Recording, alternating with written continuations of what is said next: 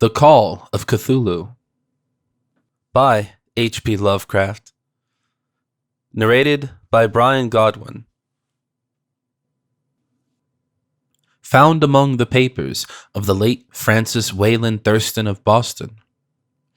Of such great powers or beings, there may be conceivably a survival of a hugely remote period, when consciousness was manifested, perhaps, in shapes and forms, long since withdrawn before the tide of advancing humanity. Forms of which poetry and legend alone have caught a flying memory, and called them gods, monsters, mythical beings of all sorts and kinds. Algernon Blackwood. Part 1. The Horror in Clay. The most merciful thing in the world, I think, is the inability of the human mind to correlate all its contents. We live on a placid island of ignorance, in the midst of black seas of infinity, and it was not meant that we should voyage far. The sciences, each straining in its own direction, have hitherto harmed us little, but some day the piecing together of dissociated knowledge will open up such terrifying vistas of reality, and of our frightful position therein, that we shall either go mad from the revelation, or flee from the deadly light into the peace and safety of a new dark age.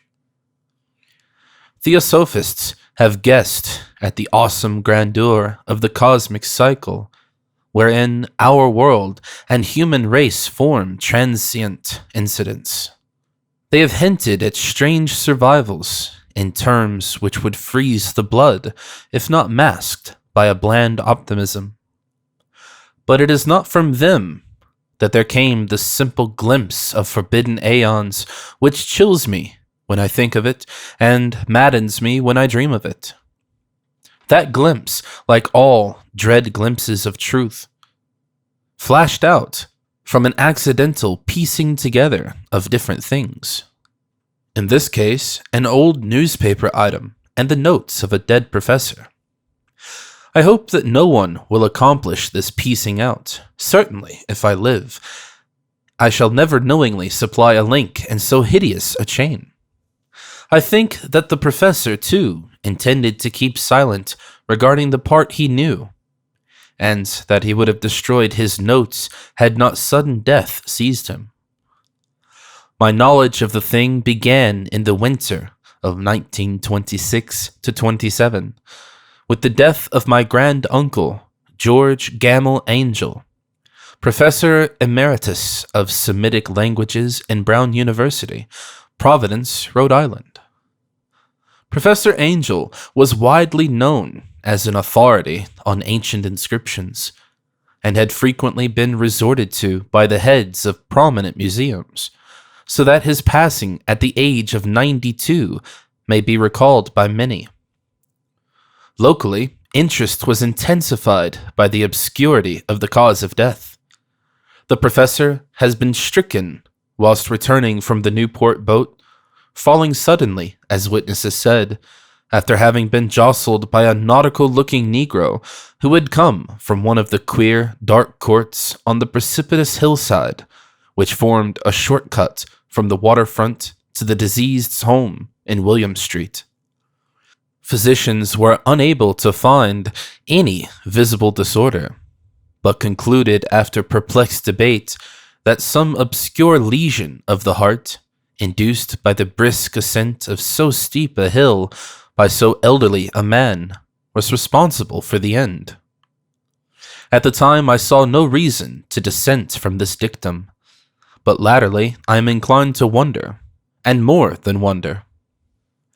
As my granduncle's heir and executor, for he died a childless widower, I was expected to go over his papers with some thoroughness, and for that purpose moved his entire set of files and boxes to my quarters in Boston. Much of the material which I correlated will be later published by the American Archaeological Society, but there was one box which I found exceedingly puzzling. and which I felt much averse from showing to other eyes. It had been locked, and I did not find the key till it occurred to me to examine the personal ring which the professor carried always in his pocket. Then indeed I succeeded in opening it, but when I did so, seemed only to be confronted by a greater and more closely locked barrier. For what could be the meaning of the queer clay bas-relief and the disjointed jottings, ramblings, and cuttings which I found? Had my uncle in his latter years become credulous of the most superficial impostures? I resolved to search out the eccentric sculptor responsible for this apparent disturbance of an old man's peace of mind. The bas-relief was a rough rectangle less than an inch thick and about 5 by 6 inches in area, obviously of modern origin. Its designs, however, were far from modern in atmosphere and suggestion. For although the vagaries of cubism and futurism are many and wild, they do not often reproduce that cryptic regularity which lurks in prehistoric writing. And writing of some kind the bulk of these designs seems certainly to be, though my memory, despite much familiarity with the papers and collections of my uncle, failed in any way to identify this particular species, or even to hint at its remotest affiliations. Above these apparent hieroglyphics was a figure of evidently pictorial intent, though its impressionistic execution forbade a very clear idea of its nature. It seemed to be a sort of monster or symbol representing a monster, of a form which only a diseased fancy could conceive. If I say that my somewhat extravagant imagination yielded simultaneous pictures of an octopus, a dragon, and a human caricature, I shall not be unfaithful to the spirit of the thing. A pulpy, tentacle head surmounted a grotesque and scaly body with rudimentary wings. But it was the general outline of the whole which made it most shockingly frightful. Behind the figure was a vague suggestion of a cyclopean architectural background. The writing accompanying this oddity was aside from a stack of press cuttings in Professor Angel's most recent hand, and made no pretense to literary style. What seemed to be the main document was headed Cthulhu Cult, in characters painstakingly printed to avoid the erroneous reading of a word so unheard of. The manuscript was divided into 2 sections, the first of which was headed 1925, Dream and Dream Work of H.A. Wilcox, 7th Thomas Street, Providence, Rhode Island, and the second, Narrative of Inspector John R. LaGrasse, 121 Bienville Street, New Orleans, Louisiana. At 1908, AAS MTG, Notes on Same and Professor Webb's account. The other manuscript papers were all brief notes, some of them accounts of the queer dreams of different persons, some of them citations from theosophical books and magazines, notably W. Scott Eliot's Atlantis and the Lost Lemuria, and the rest comments on long-surviving secret societies and hidden cults, with references to passages in such mythological and anthropological sourcebooks as Fraser's Golden Bough and Miss Murray's Witch Cult in Western Europe. The cuttings largely alluded to outer mental illness and outbreaks of group folly or mania in the spring of 1925. The first half of the principal manuscript told a very peculiar tale. It appears that on March 1st, 1925, a thin, dark young man of neurotic and excited aspect had been called upon Professor Angel, bearing the singular clay bas-relief, which was then exceedingly damp and fresh. His card bore the name of Henry Anthony Wilcox, and my uncle had recognized him as the youngest son of an excellent family slightly known to him, who had latterly been studying sculpture at the Rhode Island School of Design and living alone at the Fleur de Lis building near that institution. Wilcox was a precocious youth of known genius but great eccentricity, and had from childhood excited attention through the strange stories and odd dreams he was in the habit of relating. He called himself psychically hypersensitive, but the staid folk of the ancient commercial city dismissed him as merely queer. Never mingling much with his kind, he had dropped gradually from social visibility, and was now known only to a small group of aesthetes from other towns. Even the Providence Art Club, anxious to preserve its conservatism, had found him quite hopeless. On the occasion of the visit ran the professor's manuscript. The sculptor abruptly asked for the benefit of his host's archaeological knowledge in identifying the hieroglyphs on the bas-relief. He spoke in a dreamy, stilted manner which suggested pose and alienated sympathy, and my uncle showed some sharpness in replying, for the conspicuous freshness of the tablet implied kinship with anything but archaeology.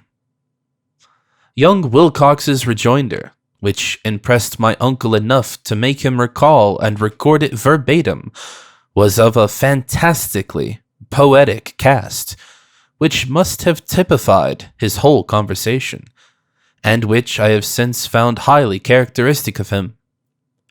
He said, "It is new indeed, for I made it last night in a dream of strange cities, and dreams are older than brooding Tyre, or the contemplative Sphinx, or garden-girdled Babylon." It was then that he began that rambling tale which suddenly played upon a sleeping memory and won the fevered interest of my uncle. There had been a slight earthquake tremor the night before, the most considerable felt in New England for some years, and Wilcox's imagination had been keenly affected. Upon retiring, he had had an unprecedented dream of great cyclopean cities of Titan blocks and sky-flung monoliths, all dripping with green ooze and sinister latent horror. Hieroglyphics had covered the walls and pillars, and from some undetermined point below had come a voice that was not a voice, a chaotic sensation which only fancy could transmute into sound, but which he attempted to render by the almost unpronounceable jumble of letters, Cthulhu Fatagan. This verbal jumble was the key to the recollection which excited and disturbed Professor Angel. He questioned the sculptor with scientific minuteness, and studied with almost frantic intensity the bas-relief on which the youth had found himself working, chilled and clad only in his night clothes, when waking had stolen bewilderingly over him. My uncle blamed his old age, Wilcox afterwards said, for his slowness in recognizing both hieroglyphics and pictorial design. Many of his questions seemed highly out of place to his visitor, especially those which tried to connect the latter with strange cults or societies, and Wilcox could not understand the repeated promises of silence which he was offered in exchange for an admission of a membership in some widespread mystical or paganly religious body. When Professor Angel became convinced that the sculptor was indeed ignorant of any cult or system of cryptic lore, he besieged his visitor with demands for future reports of dreams. This bore regular fruit, for after the first interview, the manuscript records daily calls of the young man, during which he related startling fragments of nocturnal imagery, whose burden was always some terrible cyclopean vista of dark and dripping stone, with a subterranean voice or intelligence shouting monotonously an enigmatical sense impacts uninscribable save as gibberish.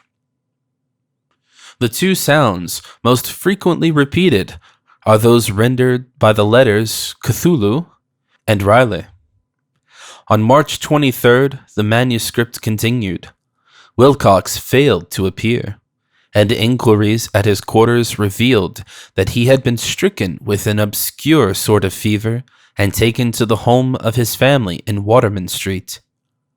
He had cried out in the night, arousing several other artists in the building, and had manifested since then only alternations of unconsciousness and delirium. My uncle at once telephoned the family, and from that time forward kept close watch of the case, calling often at the Thayer Street office of Dr. Toby, whom he learned to be in charge. The youth's febrile mind, apparently, was dwelling on strange things, and the doctor shuddered now and then as he spoke of them.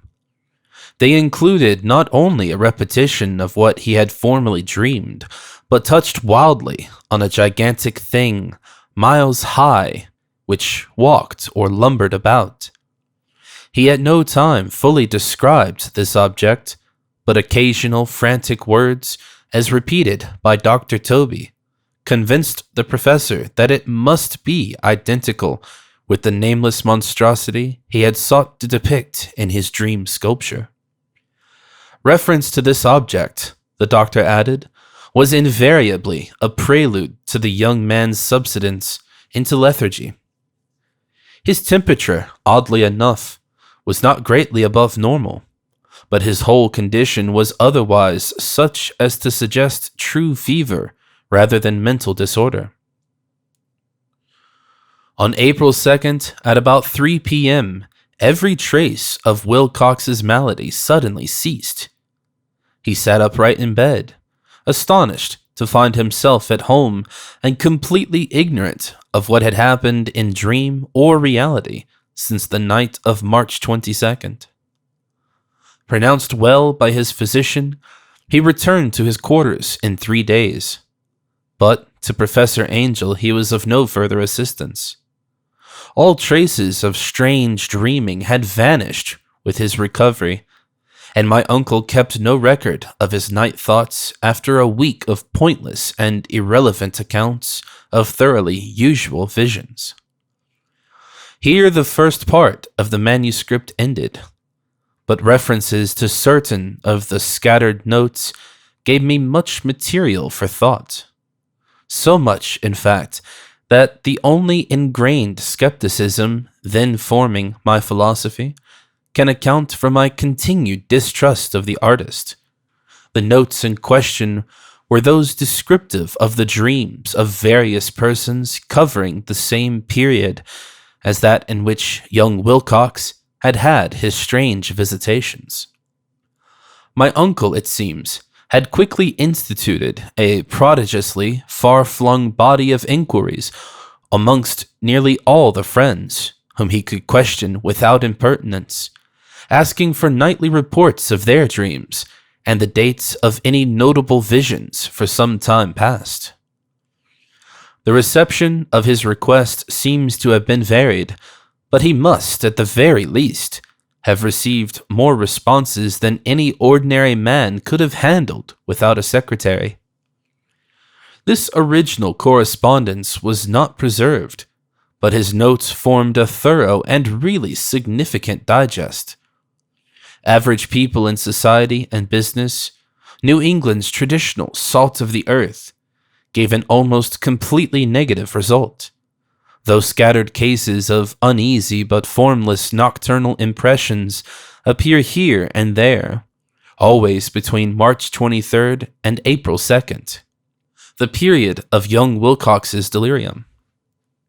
Scientific men were little more affected, though 4 cases of vague description suggest fugitive glimpses of strange landscapes, and in one case there is mentioned a dread of something abnormal. It was from the artists and poets that the pertinent answers came, and I know that panic would have broken loose had they been able to compare notes. As it was, lacking their original letters, I half suspected the compiler of having asked leading questions, or of having edited the correspondence in corroboration of what he had latently resolved to see. That is why I continue to feel that Wilcox, somehow cognizant of the old data which my uncle had possessed, had been imposing on the veteran scientist. These responses from aesthetes told a disturbing tale. From February 28th to April 2nd, a large portion of them had dreamed very bizarre things, the intensity of the dreams being immeasurably the stronger during the period of the scripter's delirium. Over a fourth of those who reported anything reported scenes and half sounds not unlike those which Wilcox had described, and some of the dreamers confessed acute fear of the gigantic nameless thing visible toward the last. One case, which the note describes with emphasis, was very sad. The subject, a widely known architect with leanings toward theosophy and occultism, went violently insane on the date of young Wilcox's seizure, and expired several months later after incessant screamings to be saved from some escaped denizen of hell. Had my uncle referred to these cases by name instead of merely by number, I should have attempted some corroboration and personal investigation, but as it was, I succeeded in tracing down only a few. All of these, however, bore out the notes in full. I have often wondered if all the objects of the professor's questioning felt as puzzled as did this fraction. It was well that no explanation shall ever reach them. The press cuttings, as I have intimated, touched on cases of panic, mania, and eccentricity during the given period. Professor Angel must have employed a cutting bureau, for the number of extracts was tremendous, and the sources scattered throughout the globe. Here was a nocturnal suicide in London, where a lone sleeper had leaped from a window after a shocking cry. Here, likewise, a rambling letter to the editor of a paper in South America, where a fanatic deduces a dire future from visions he has seen. A dispatch from California describes a theosophist colony as donning white robes en masse for some glorious fulfillment, which never arrives, whilst items from India speak guardedly of serious native unrest toward the end of March. Voodoo orgies multiply in Haiti, and African outposts report ominous mutterings.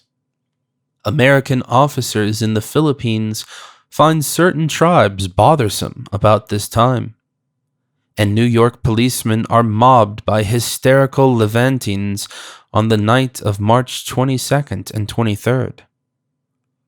The west of Ireland, too, is full of wild rumor and legendary, and a fantastic painter named Ardois Bonnet hangs a blasphemous dream landscape in the Paris Spring Salon of 1926.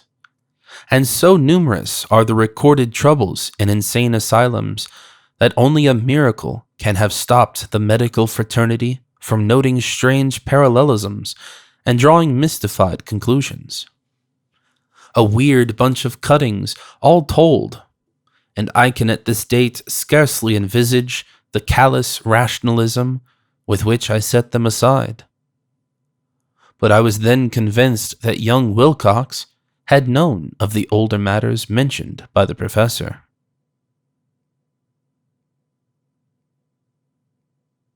Part 2.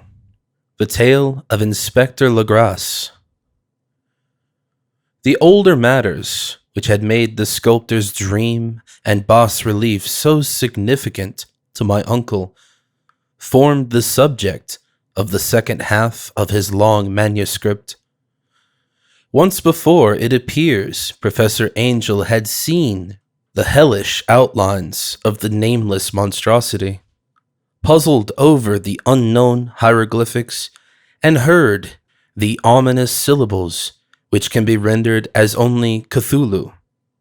And all this in so stirring and horrible a connection that it is small wonder he pursued young Wilcox with queries and demands for data. The earlier experience had come in 1908, 17 years before, when the American Archaeological Society held its annual meeting in St. Louis. Professor Angel, as befitted one of his authority and attainments, had had a prominent part in all the deliberations, and was one of the first to be approached by the several outsiders who took advantage of the convocation to offer questions for correct answering and problems for expert solution.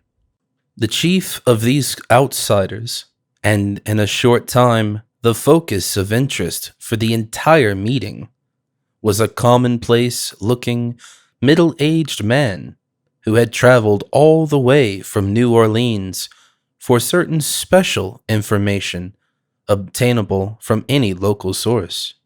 His name was John Raymond LaGrasse, and he was by profession an inspector of police. With him he bore the subject of his visit, a grotesque, repulsive, and apparently very ancient stone statuette whose origin he was at a loss to determine. It must not be fancied that Inspector LaGrasse had the least interest in archaeology. On the contrary, his wish for enlightenment was prompted by purely professional considerations. The statuette, idol, fetish, or whatever it was, had been captured some months before in the wooded swamps south of New Orleans during a raid on a supposed voodoo meeting, and so singular and hideous were the rites connected with it that the police could not but realize that they had stumbled on a dark cult totally unknown to them, and infinitely more diabolic than even the blackest of the African voodoo circles. Of its origin, apart from the erratic and unbelievable tales extorted from the captured members, absolutely nothing was to be discovered. Hence the anxiety of the police for any antiquarian lore which might help them to place the frightful symbol, and through it track down the cult to its fountainhead. Inspector LaGrasse was scarcely prepared for the sensation which his offering created. One sight of the thing had been enough to throw the assembled men of science into a state of tense excitement, and they lost no time in crowding around him to gaze at the diminutive figure, whose utter strangeness and air of genuinely abysmal antiquity hinted so potently at unopened and archaic vistas. No recognized school of sculpture had animated this terrible object. Yet centuries and even thousands of years seemed recorded in its dim and greenish surface of unplaceable stone. The figure, which was finally passed slowly from man to man for close and careful study, was between 7 and 8 inches in height, and of exquisitely artistic workmanship. It represented a monster of vaguely anthropoid outline, but with an octopus-like head, whose face was a mass of feelers, a scaly, rubbery-looking body, prodigious claws on hind and fore feet, and long, narrow wings behind. This thing, which seemed instinct with a fearsome and unnatural malignancy, was of a somewhat bloated corpulence, and squatted evilly on a rectangular block or pedestal covered with undecipherable characters.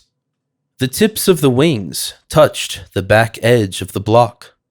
The seat occupied the center, whilst the long, curved claws of the doubled-up, crouching hind legs gripped the front edge and extended a quarter of the way down toward the bottom of the pedestal. The cephalopod head was bent forward, so that the end of the facial feelers brushed the backs of huge forepaws, which clasped the croucher's elevated knees. The aspect of the whole was abnormally lifelike, and the more subtly fearful because its source was so totally unknown. Its vast, awesome, and incalculable age was unmistakable. Yet not one link did it show with any known type of art belonging to civilization's youth, or indeed to any other time. Totally separate and apart, its very material was a mystery, for the soapy, greenish black stone, with its golden or iridescent flecks and striations, resembled nothing familiar to geology or mineralogy. The characters along the base were equally baffling, and no member present, despite a representation of half the world's expert learning in this field, could form the least notion of even their remotest linguistic kinship. They, like the subject and material, belonged to something horribly remote and distinct from mankind as we know it, something frightfully suggestive of old and unhallowed cycles of life in which our world and our conceptions have no part. And yet, as the members severally shook their heads and confessed defeat at the inspector's problem, there was one man in that gathering who suspected a touch of bizarre familiarity in the monstrous shape and writing, and who presently told with some diffidence of the odd trifle he knew. This person was the late William Channing Webb, professor of anthropology in Princeton University, and an explorer of no slight note. Professor Webb had been engaged 48 years before in a tour of Greenland and Iceland, in search of some runic inscriptions which he failed to unearth. And whilst high up on the West Greenland coast, had encountered a singular tribe or cult of degenerate Eskimo, whose religion, a curious form of devil worship, chilled him with its deliberate bloodthirstiness and repulsiveness. It was a faith of which other Eskimo knew little, and which they mentioned only with shudders, saying that it had come down from horribly ancient eons before ever the world was made. Besides nameless rites and human sacrifices, there were certain queer hereditary rituals addressed to a supreme elder devil or Tornasuk. And of this Professor Webb had taken a careful phonetic copy from an aged Angakok or wizard priest, expressing the sounds in Roman letters as best he knew how. But just now of prime significance was the fetish which this cult had cherished, and around which they danced when the aurora leaped high over the ice cliffs. It was, the professor stated, a very crude bas-relief of stone, comprising a hideous picture and some cryptic writing. And so far as he could tell, it was a rough parallel and all essential features of the bestial thing now lying before the meeting. This data, received with suspense and astonishment by the assembled members, proved doubly exciting to Inspector Legrasse, and he began at once to ply his informant with questions, having noted and copied an oral ritual among the swamp cult worshippers his men had arrested. He besought the professor to remember as best he might the syllables taken down amongst the diabolist Eskimo. There then followed an exhaustive comparison of details, and a moment of really awed silence when both detective and scientist agreed on the virtual identity of the phrase common to two hellish rituals so many worlds of distance apart.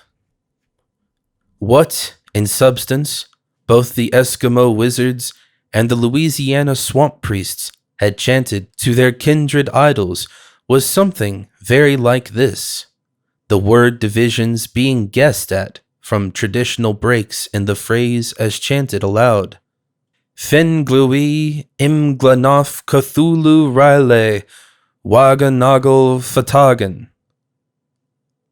Legrasse had 1 point in advance of Professor Webb, for several among his mongrel prisoners had repeated to him what older celebrants had told them the words meant. This text, as given, ran something like this.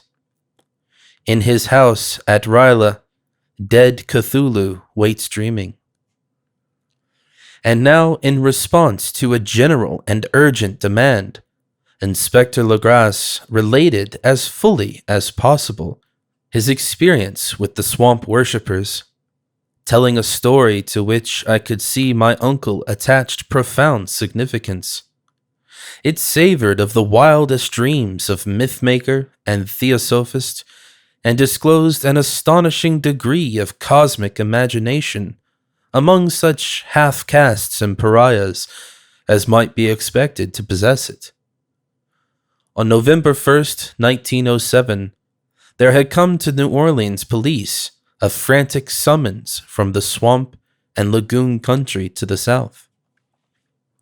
The squatters there, mostly primitive but good-natured descendants of Lafitte's men, were in the grip of stark terror from an unknown thing which had stolen upon them in the night. It was voodoo, apparently, but voodoo of a more terrible sort than any they had ever known. And some of their women and children had disappeared since the malevolent tom-tom had begun its incessant beating far within the black haunted woods where no dweller ventured. There were insane shouts and harrowing screams, soul-chilling chants, and dancing devil flames. And the frightened messenger added the people could stand it no more. So a body of 20 police, filling 2 carriages and an automobile, had set out in the late afternoon with the shivering squatter as a guide. At the end of the passable road they alighted, and for miles splashed on in silence through the terrible cypress woods where day never came. Ugly roots and malignant hanging nooses of Spanish moss beset them, and now and then a pile of dank stones or fragment of a rotting wall intensified by its hint of morbid habitation a depression which every malformed tree and every fungus islet combined to create. At length the squatter settlement, a miserable huddle of huts, hove in sight, and hysterical dwellers ran out to cluster around the group of bobbing lanterns. The muffled beat of tom-toms was now faintly audible far, far ahead, and a curdling shriek came at infrequent intervals when the wind shifted. A reddish glare, too, seemed to filter through the pale undergrowth beyond endless avenues of forest night. Reluctant even to be left alone again, each one of the cowed squatters refused point blank to advance another inch toward the scene of unholy worship. So, Inspector Legrasse and his 19 colleagues plunged on unguided into the black arcades of horror that none of them had ever trod before.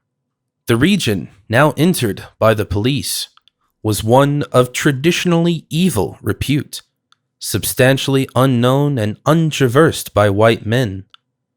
There were legends of a hidden lake unglimpsed by mortal sight, in which dwelt a huge, formless, white polypus thing with luminous eyes, and squatters whispered that bat-winged devils flew up out of caverns in inner earth to worship it at midnight.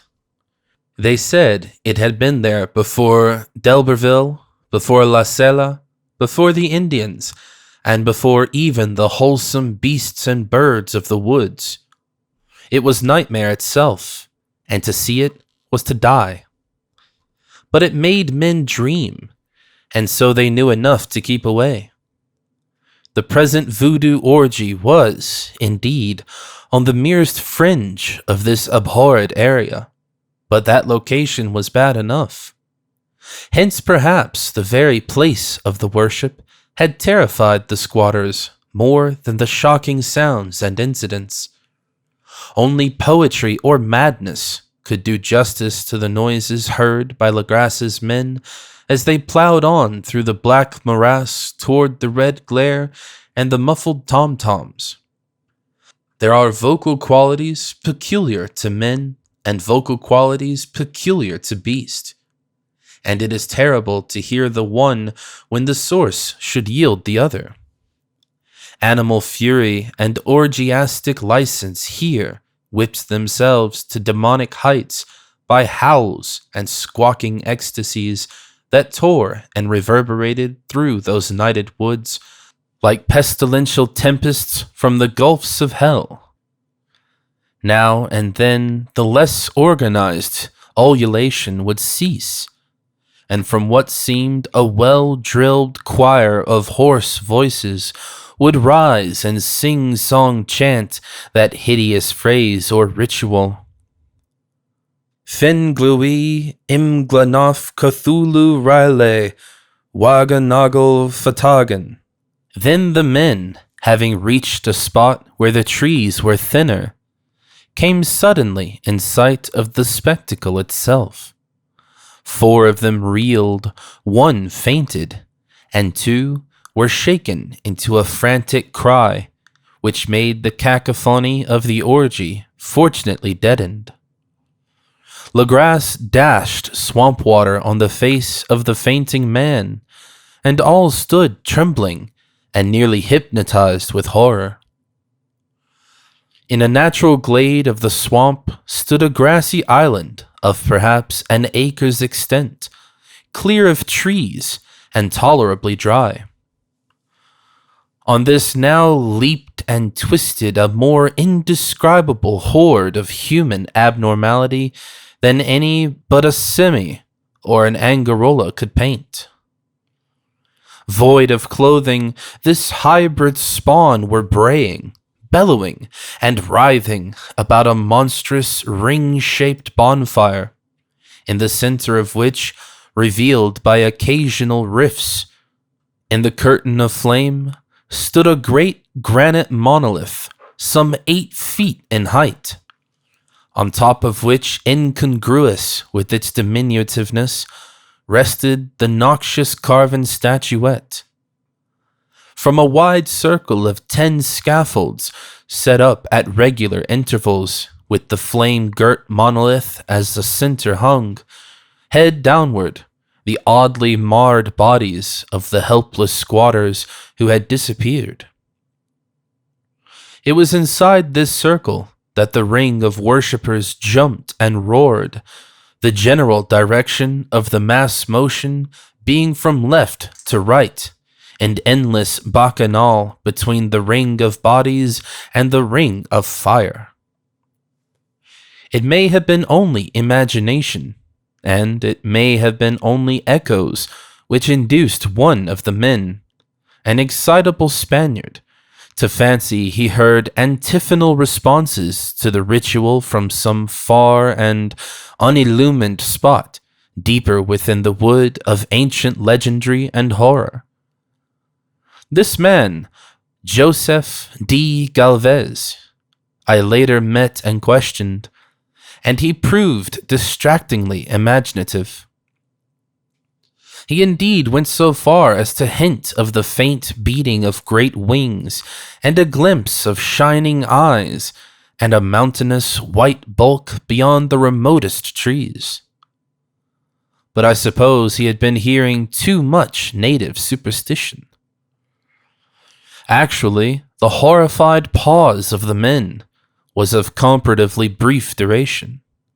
Duty came first, and although there must have been nearly 100 mongrel celebrants in the throng, the police relied on their firearms and plunged determinedly into the nauseous rout. For 5 minutes, The resultant din and chaos were beyond description. Wild bows were struck, shots were fired, and escapes were made. But in the end, Legrasse was able to count some 47 sullen prisoners, whom he forced to dress in haste and fall into line between 2 rows of policemen. 5 of the worshippers lay dead, and 2 severely wounded ones were carried away on improvised stretchers by their fellow prisoners. The image on the monolith, of course, was carefully removed and carried back by Legrasse. Examined at headquarters after a trip of intense strain and weariness, the prisoners all proved to be men of a very low, mixed blood and mentally aberrant type. Most were seamen, and a sprinkling of Negroes and mulattoes, largely West Indians or Brava Portuguese from the Cape Verde Islands, gave a coloring of voodooism to the heterogeneous cult. But before many questions were asked, it became manifest that something far deeper and older than Negro fetishism is involved. Degraded and ignorant as they were, the creatures held with surprising consistency to the central idea of their loathsome faith. They worshipped, so they said, the great old ones who lived ages before there were any men, and who came to the young world out of the sky. Those old ones were gone now, inside the earth and under the sea, but their dead bodies had told their secrets in dreams to the first men who formed a cult which had never died. This was the cult that the prisoners said always existed and always would exist, hidden in distant wastes and dark places all over the world, until the time when the great priest Cthulhu, from his dark house in the mighty city of R'lyeh, under the waters, should rise and bring the earth again beneath his sway.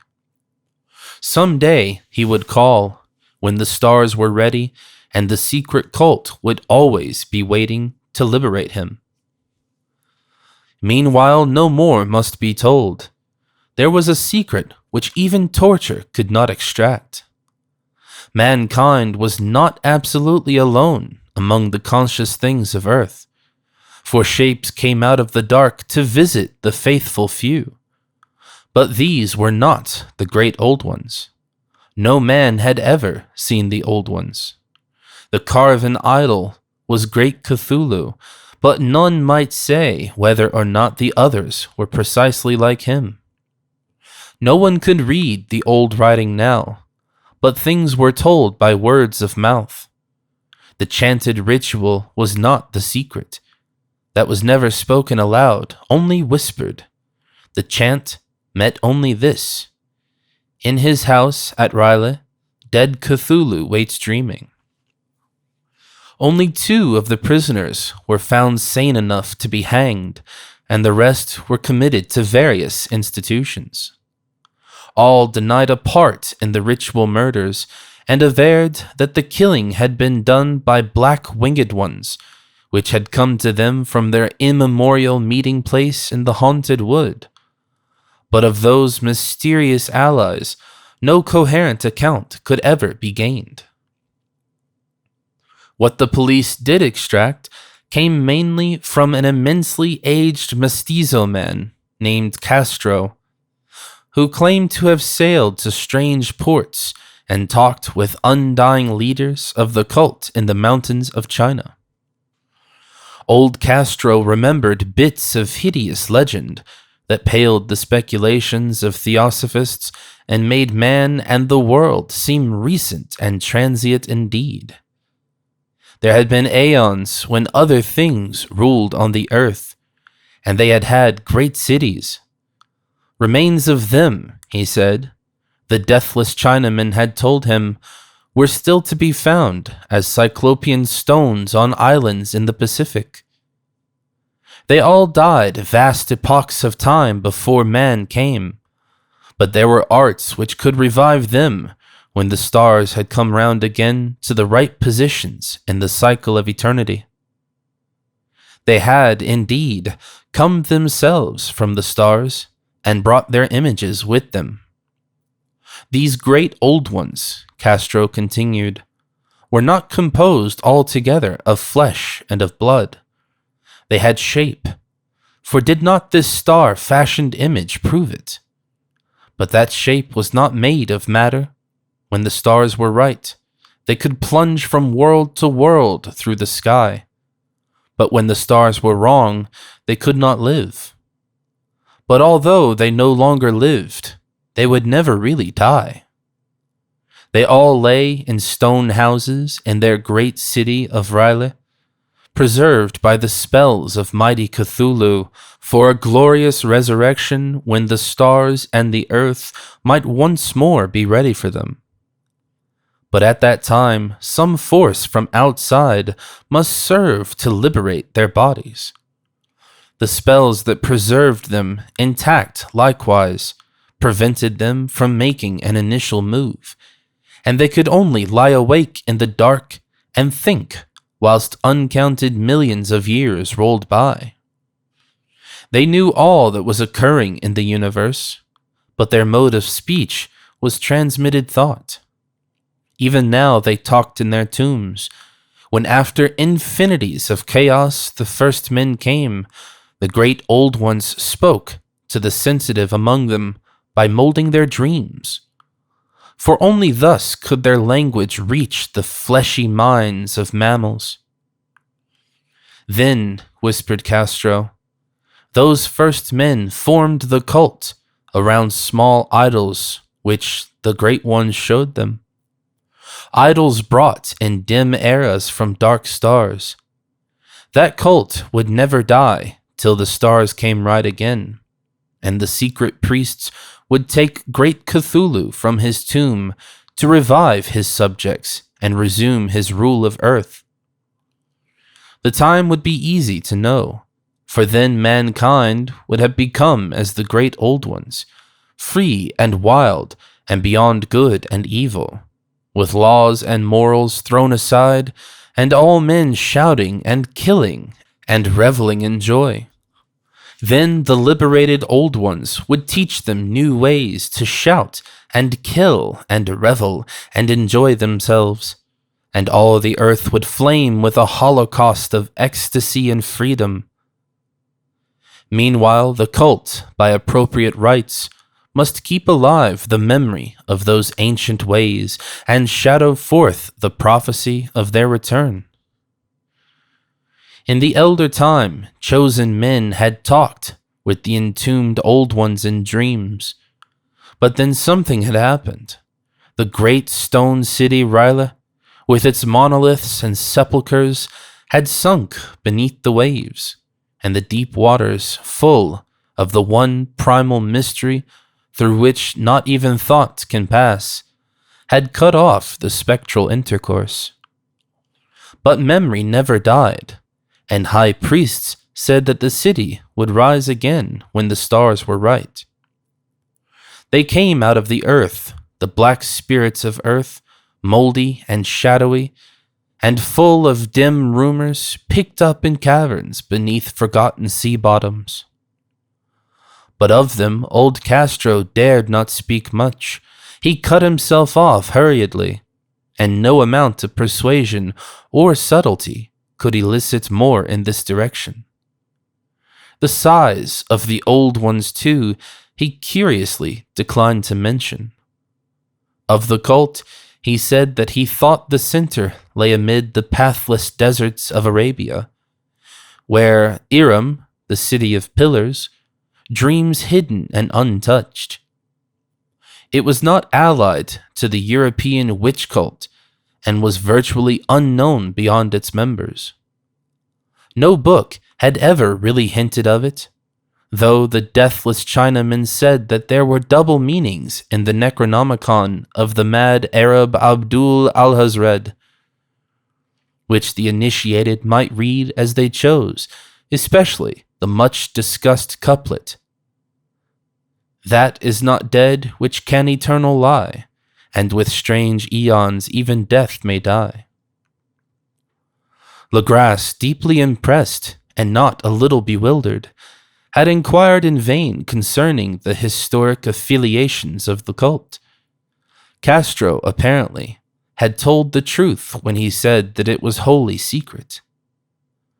The authorities at Tulane University shed no light upon either cult or image, and now the detective had come to the highest authorities in the country and met with no more than the Greenland tale of Professor Webb. The feverish interest aroused at the meeting by Legras's tale, corroborated as it was by the statuette, is echoed in the subsequent correspondence of those who attended, although scant mention occurs in the formal publications of the society. Caution is the first care of those accustomed to face occasional charlatanry and imposture. Legras for some time lent the image to Professor Webb, but at the latter's death it was returned to him and remains in his possession, where I viewed it not long ago. It is truly a terrible thing, and unmistakably akin to the dream sculpture of young Wilcox. That my uncle was excited by the tale of the sculptor, I did not wonder. For what thoughts must arise upon hearing, after a knowledge of what Legras had learned of the cult, of a sensitive young man who had dreamed not only the figure and exact hieroglyphics of the swamp-found image and the Greenland devil tablet, but had come in his dreams upon at least 3 of the precise words of the formula uttered alike by Eskimo diabolists and mongrel Louisianians? Professor Angel's instant start on an investigation of the utmost thoroughness was eminently natural. Though privately I suspected young Wilcox of having heard of the cult in some indirect way, and of having invented a series of dreams to heighten and continue the mystery at my uncle's expense. The dream narratives and cuttings collected by the professors were of course strong corroboration, but the rationalism of my mind and the extravagance of the whole subject led me to adopt what I thought the most sensible conclusions. So after thoroughly studying the manuscript again and correlating the theosophical and anthropological notes with the cult narrative of Legras, I made a trip to Providence to see the sculptor and give him the rebuke I thought proper for so boldly imposing upon a learned and aged man.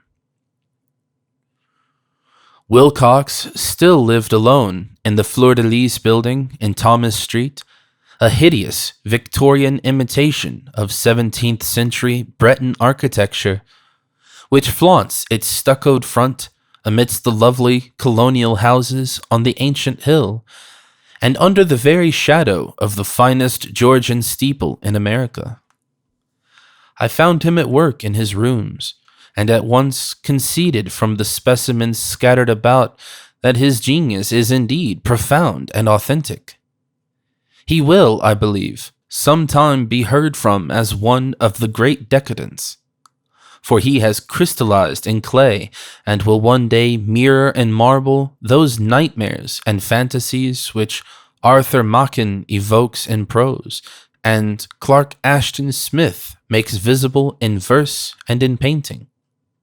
Dark, frail, and somewhat unkempt in aspect, he turned languidly at my knock and asked me my business without rising. When I told him who I was, he displayed some interest, for my uncle had excited his curiosity in probing his strange dreams, yet had never explained the reason for the study. I did not enlarge his knowledge in this regard, but sought with some subtlety to draw him out. In a short time I became convinced of his absolute sincerity, for he spoke of the dreams in a manner none could mistake. They and their subconscious residuum had influenced his art profoundly, and he showed me a morbid statue whose contours almost made me shake with the potency of its black suggestion. He could not recall having seen the original of this thing except in his own dream bas-relief, but the outlines had formed themselves insensibly under his hands. It was, no doubt, the giant shape he had raved of in delirium. That he really knew nothing of the hidden cult, save from what my uncle's relentless catechism had let fall, he soon made clear. And again I strove to think of some way in which he could possibly have received the weird impressions. He talked of his dreams in a strangely poetic fashion, making me see with terrible vividness the damp cyclopean city of slimy green stone, whose geometry, he oddly said, was all wrong. And hear with frightened expectancy the ceaseless, half-mental calling from underground, Cthulhu Fatagan, Cthulhu Fatagan. These words had formed part of that dread ritual which told of dead Cthulhu's dream vigil in his stone vault at R'lyeh, and I felt deeply moved despite my rational beliefs. Wilcox, I was sure, had heard of the cult in some casual way, and had soon forgotten it amidst the mass of his equally weird reading and imagining. Later, by virtue of its sheer impressiveness, it had found subconscious expressions in dreams, in the bas-relief, and in the terrible statue I now beheld. So that his imposture upon my uncle had been a very innocent one. The youth was of a type, at once slightly affected and slightly ill-mannered, which I could never like.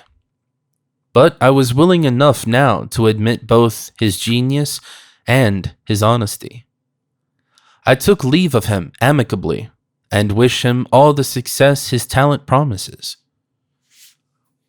The matter of the cult still remained to fascinate me, and at times I had visions of personal fame from researches into its origin and connections. I visited New Orleans, talked with Legras, and others of that old-time raiding party, saw the frightful image, and even questioned some of the mongrel prisoners as still survived. Old Castro, unfortunately, had been dead for some years. What I now heard so graphically at first hand, though it was really no more than a detailed confirmation of what my uncle had written, excited me afresh. For I felt sure that I was on the track of a very real, very secret, and very ancient religion, whose discovery would make me an anthropologist of note. My attitude was still one of absolute materialism, as I wish it still were, and I discounted with almost inexplicable perversity the coincidence of the dream notes and odd cuttings collected by Professor Angel. One thing I began to suspect, and which I now fear I know, is that my uncle's death was far from natural. He fell on a narrow hill street leading up from an ancient waterfront swarming with foreign mongrels, after a careless push from a Negro sailor. I did not forget the mixed blood and marine pursuits of the cult members in Louisiana, and would not be surprised to learn of secret methods and poison needles as ruthless and as anciently known as the cryptic rites and beliefs. Legras and his men, it is true, have been let alone, but in Norway a certain seaman who saw things is dead. Might not the deeper inquiries of my uncle, after encountering the sculptor's data, have come to sinister ears? I think Professor Angel died because he knew too much, or because he was likely to learn too much. Whether I shall go as he did remains to be seen, for I have learned much now.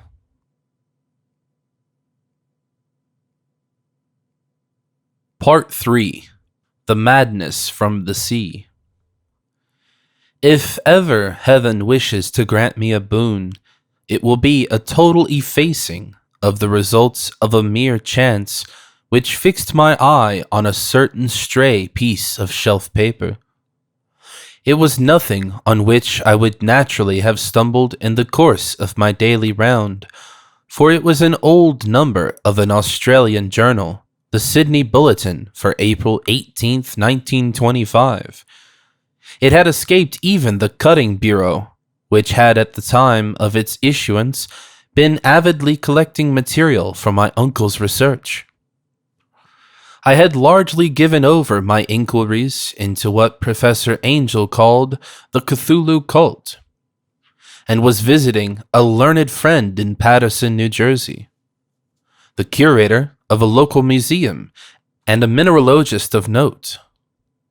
Examining one day the reserved specimens roughly set on the storage shelves in a rear room of the museum, my eye was caught by an odd picture in one of the old papers spread beneath the stones. It was the Sydney Bulletin I have mentioned, for my friend has wide affiliations in all conceivable foreign parts. And the picture was a half-tone cut of a hideous stone image almost identical with what Legras had found in the swamp. Eagerly clearing the sheet of its precious contents, I scanned the item in detail, and was disappointed to find it of only moderate length.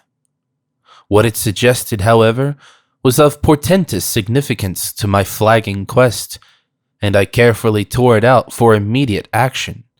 It read as follows: Mystery derelict found at sea. Vigilant arrives with helpless armed New Zealand yacht in tow. One survivor and dead man found aboard. Tale of desperate battle and deaths at sea. Rescued seaman refuses particulars of strange experience.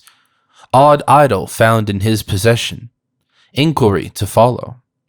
The Morrison Co's freighter Vigilant, bound from Valparaiso, arrived this morning at its wharf in Darling Harbor, having in tow the battled and disabled but heavily armed steam yacht Alert of Dunedin, New Zealand, which was sighted April 12th in south latitude 34 degrees 21, west longitude 152 degrees 17, with one living and one dead man aboard. The Vigilant left Valparaiso March 25th, and on April 2nd was driven considerably south of her course by exceptionally heavy storms and monster waves. On April 12th, the derelict was sighted, and though apparently deserted, was found upon boarding to contain one survivor in a half-delirious condition and one man who had evidently been dead for more than a week. The living man was clutching a horrible stone idol of unknown origin, about a foot in height, regarding whose nature authorities at Sydney University, the Royal Society, and the museum in College Street all profess complete bafflement, and which the survivor says he found in the cabin of the yacht in a small carved shrine of common pattern. This man, after recovering his senses, told an exceedingly strange tale of piracy and slaughter.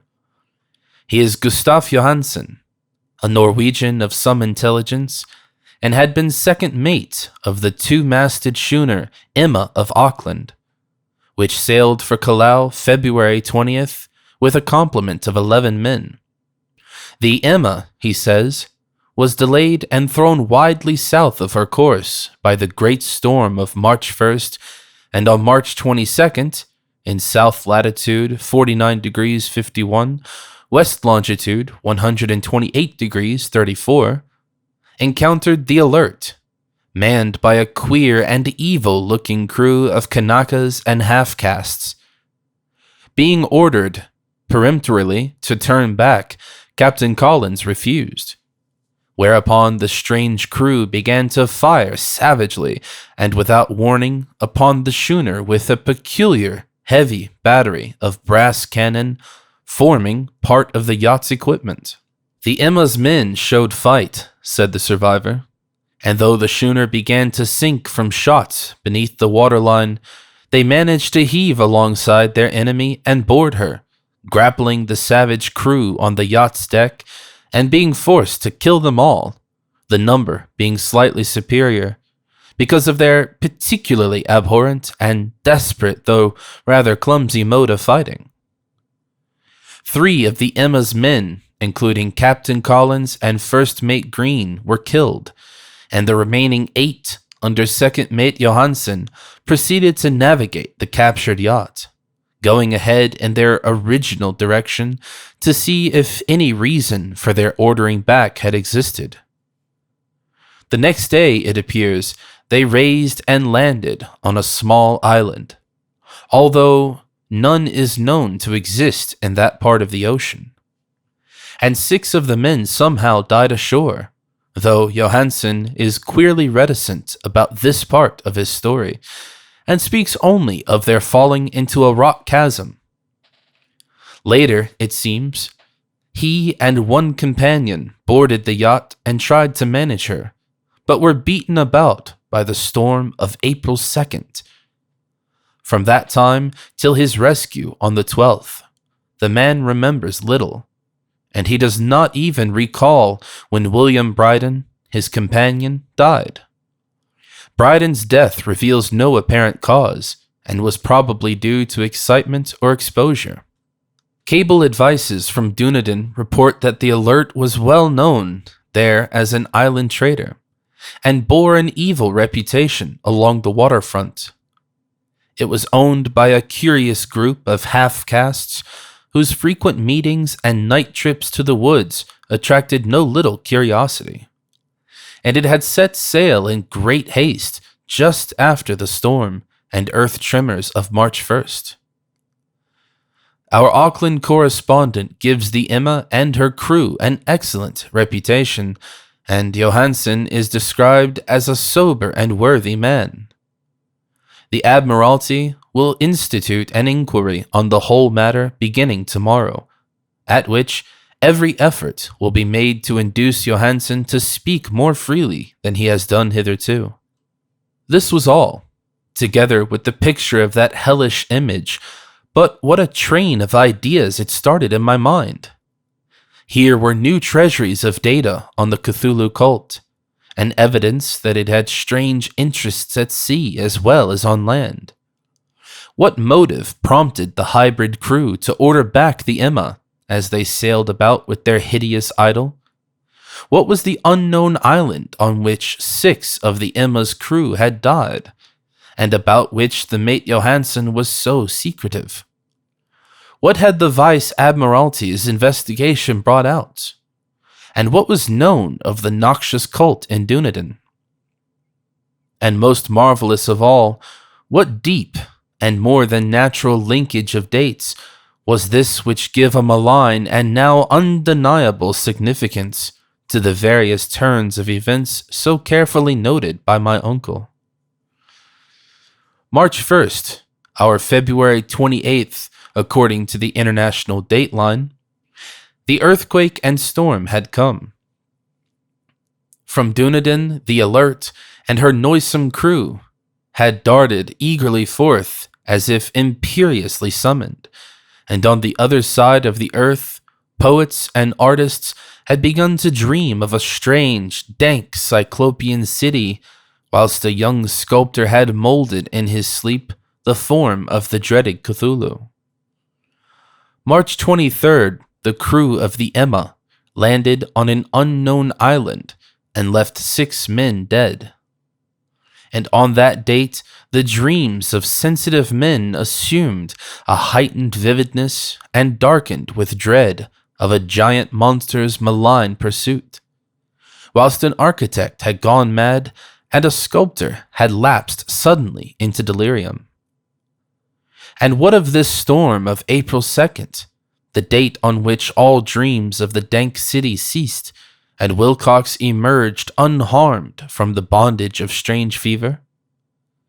What of all this, and of those hints of old Castro about the sunken, star-born old ones and their coming reign, their faithful cult and their mastery of dreams. Was I tottering on the brink of cosmic horrors beyond man's power to bear? If so, they must be horrors of the mind alone, for in some way the 2nd of April had put a stop to whatever monstrous menace had begun its siege of mankind's soul. That evening, after a day of hurried cabling and arranging, I bade my host adieu and took a train for San Francisco. In less than a month I was in Dunedin, where, however, I found that little was known of the strange cult members who had lingered in the old sea taverns. Waterfront scum was far too common for special mention, though there was vague talk about one inland trip these mongrels had made, during which faint drumming and red flame were noted on the distant hills. In Auckland, I learned that Johansen had returned with yellow hair turned white after a perfunctory and inconclusive questioning at Sydney, and had thereafter sold his cottage in West Street and sailed with his wife to his old home in Oslo. Of his stirring experience, he would tell his friends no more than he told the Admiralty officials, and all they could do was to give me his Oslo address. After that, I went to Sydney and talked profitlessly with seamen and members of the Vice Admiralty Court. I saw the Alert, now sold and in commercial use, at Circular Quay in Sydney Cove, but gained nothing from its non-committal bulk. The crouching image with its cuttlefish head, dragon body, scaly wings, and hieroglyphed pedestal was preserved in the museum at Hyde Park, and I studied it long and well, finding it a thing of balefully exquisite workmanship, and the same utter mystery, terrible antiquity, and unearthly strangeness of material which I had noted in Legras's smaller specimen. Geologists, the curator told me, had found it a monstrous puzzle, for they vowed that the world held no rock like it. Then I thought with a shudder of what old Castro had told Legras about the primal great ones. They had come from the stars and had brought their images with them. Shaken with such a mental revolution as I had never before known, I now resolved to visit Mate Johansen in Oslo. Sailing for London, I re-embarked at once for the Norwegian capital, and one autumn day landed at the trim wharves in the shadow of Egeberg. Johansen's address, I discovered, lay in the old town of King Harald Hardrada, which kept alive the name of Oslo during all the centuries that the greater city masqueraded as Christiania. I made the brief trip by taxicab, and knocked with palpitant heart at the door of a neat and ancient building with plastered front. A sad-faced woman in black answered my summons, and I was stung with disappointment when she told me in halting English that Gustav Johansen was no more. He had not survived his return, said his wife, for the doings at sea in 1925 had broken him. He had told her no more than he had told the public, but he had left a long manuscript of technical matters, as he said, written in English, evidently in order to safeguard her from the peril of casual perusal. During a walk through a narrow lane near the Gothenburg dock, a bundle of papers falling from an attic window had knocked him down. 2 Lascar sailors at once helped him to his feet, but before the ambulance could reach him, he was dead. Physicians found no adequate cause for the end and laid it to heart trouble and a weakened constitution. I now felt gnawing at my vitals that dark terror which will never leave me till I too am at rest, accidentally or otherwise.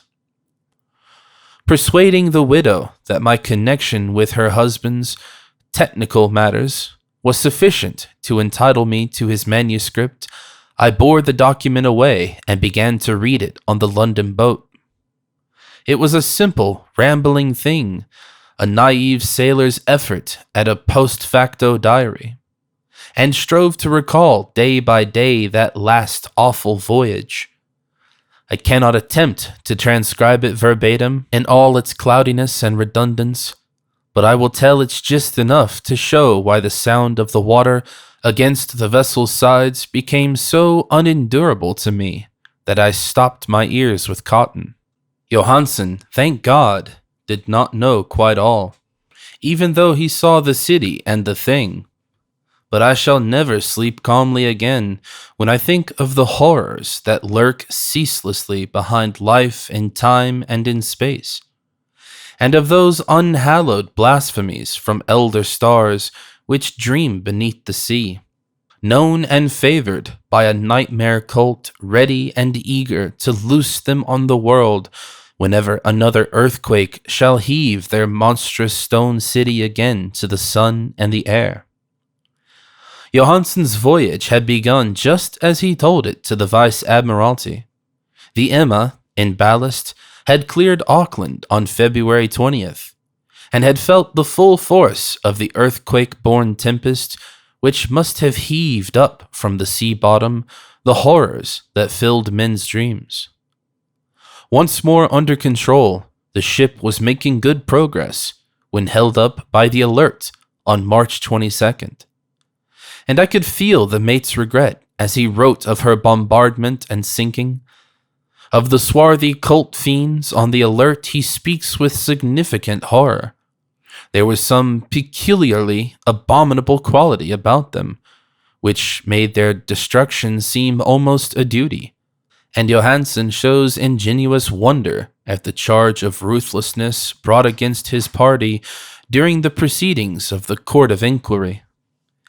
Then driven ahead by curiosity in their captured yacht under Johansen's command, the men sight a great stone pillar sticking out of the sea, and in south latitude 47 degrees 9, west longitude 126 degrees 43, come upon a coastline of mingled mud, ooze, and weedy cyclopean masonry, which can be nothing less than the tangible substance of Earth's supreme terror, the nightmare corpse city of R'lyeh, that was built in measureless eons behind history by the vast, loathsome shapes that seeped down from the stars. There lay great Cthulhu and his hordes, hidden in green, slimy vaults, and sending out at last, after cycles incalculable, the thoughts that spread fear to the dreams and sensitive, and called imperiously to the faithful to come on a pilgrimage of liberation and restoration. All this Johansen did not suspect, but God knows he soon saw enough. I suppose that only a single mountaintop, the hideous monolith-crowned citadel whereon great Cthulhu was buried, actually emerged from the waters. When I think of the extent of all that may be brooding down there, I almost wish to kill myself forthwith. Johansen and his men were awed by the cosmic majesty of this dripping Babylon of elder demons, and must have guessed without guidance that it was nothing of this, or of any sane planet. Awe at the unbelievable size of the greenish stone blocks, at the dizzying height of the great carven monolith, and at the stupefying identity of the colossal statues and bas-reliefs with the queer image found in the shrine on the Alert is poignantly visible in every line of the mate's frightened description. Without knowing what futurism is like, Johansen achieved something very close to it when he spoke of the city. For instead of describing any definite structure or building, he dwells only on broad impressions of vast angles and stone surfaces, surfaces too great to belong to anything right or proper for this earth, and impious with horrible images and hieroglyphs. I mention his talk about angles because, It suggests something Wilcox had told me of his awful dreams. He had said that the geometry of the dream place he saw was abnormal, non-Euclidean, and loathsomely redolent of spheres and dimensions apart from ours. Now an unlettered seaman felt the same thing whilst gazing at the terrible reality. Johansen and his men landed at a sloping mud bank on this monstrous acropolis and clambered slipperily up over Titan oozy blocks, which could have been no mortal staircase.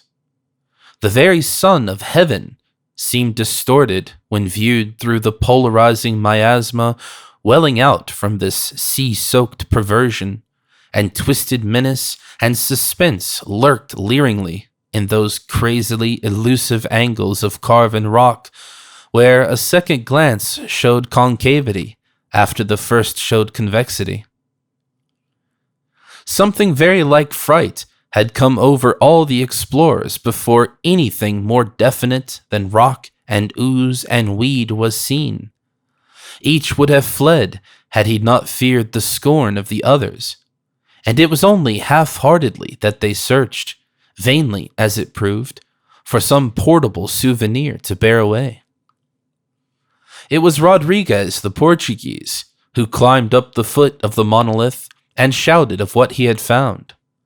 The rest followed him and looked curiously at the immense carved door with the now familiar squid dragon bas-relief. It was, Johansen said, like a great barn door, and they all felt that it was a door because of the ornate lintel, threshold, and jambs around it, though they could not decide whether it lay flat, like a trapdoor, or slantwise, like an outside cellar door. As Wilcox would have said, the geometry of the place was all wrong. One could not be sure that the sea and the ground were horizontal. Hence, the relative position of everything else seemed phantasmally variable. Bryden pushed at the stone in several places without result. Then Donovan felt over it delicately around the edge, pressing each point separately as he went. He climbed interminably along the grotesque stone molding. That is, one would call it climbing if the thing was not over all horizontal. And the men wondered how any door in the universe could be so vast. Then, very softly and slowly, the acre-great panel began to give inward at the top, and they saw that it was balanced. Donovan slid or somehow propelled himself down or along the jamb and rejoined his fellows, and everyone watched the queer recession of the monstrously carven portal. In this fantasy of prismatic distortion, it moved anonymously in a diagonal way, so that all the rules of matter and perspective seemed upset. The aperture was black, with a darkness almost material. That tenebrousness was indeed a positive quality, for it obscured such parts of the inner walls as ought to have been revealed, and actually burst forth like smoke from its eon-long imprisonment, visibly darkening the sun as it slunk away into the shrunken and gibbous sky on flapping membranous wings. The odor arising from the newly opened depths was intolerable, and at length the quick-eared Hawkins thought he heard a nasty slopping sound down there. Everyone listened, and everyone was listening still when it lumbered slobberingly into sight and gropingly squeezed its gelatinous green immensity through the black doorway into the tainted outside air of that poison city of madness. Poor Johansen's writing almost gave out when he wrote of this. Of the 6 men who never reached the ship, he thinks 2 perished of pure fright in that accursed instant. The thing cannot be described. There is no language for such abysms of shrieking and immemorial lunacy, such eldritch contradictions of all matter, force, and cosmic order. A mountain walked or stumbled. God! What wonder that across the earth a great architect went mad, and poor Wilcox raved with fever in that telepathic instant. The thing of the idols, the green, sticky spawn of the stars, had awaked to claim his own. The stars were right again, and what an age-old cult had failed to do by design, a band of innocent sailors had done by accident. After vigintillions of years, great Cthulhu was loose again and ravening for delight. 3 men were swept up by the flabby claws before anybody turned. God rest them, if there be any rest in the universe. They were Donovan, Guerrera, and Angstrom. Parker slipped as the other 3 were plunging frenziedly over endless vistas of green-crusted rock to the boat, and Johansen swears he was swallowed up by an angle of masonry which shouldn't have been there, an angle which was acute but behaved as if it were obtuse. So only Bryden and Johansen reached the boat and pulled desperately for the Alert as the mountainous monstrosity flopped down the slimy stones and hesitated, floundering at the edge of the water. Steam had not been suffered to go down entirely, despite the departure of all hands for the shore, and it was the work of only a few moments of feverishly rushing up and down between wheel and engines to get the Alert underway. Slowly, amidst the distorted horrors of that indescribable scene, she began to churn the lethal waters, whilst on the masonry of that charnel shore that was not of earth, the titan thing from the stars slavered and gibbered, like Polypheme cursing the fleeing ship of Odysseus. Then bolder than the storied Cyclops, great Cthulhu slid greasily into the water and began to pursue with vast wave-rising strokes of cosmic potency. Bryden looked back and went mad, laughing shrilly as he kept on laughing at intervals till death found him one night in the cabin, whilst Johansen was wandering deliriously.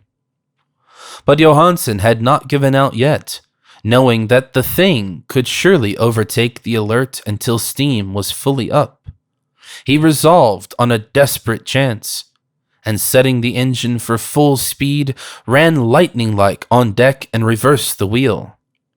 There was a mighty eddying and foaming in the noisome brine, and as the steam mounted higher and higher, the brave Norwegian drove his vessel head-on against the pursuing jelly, which rose above the unclean froth like the stern of a demon galleon.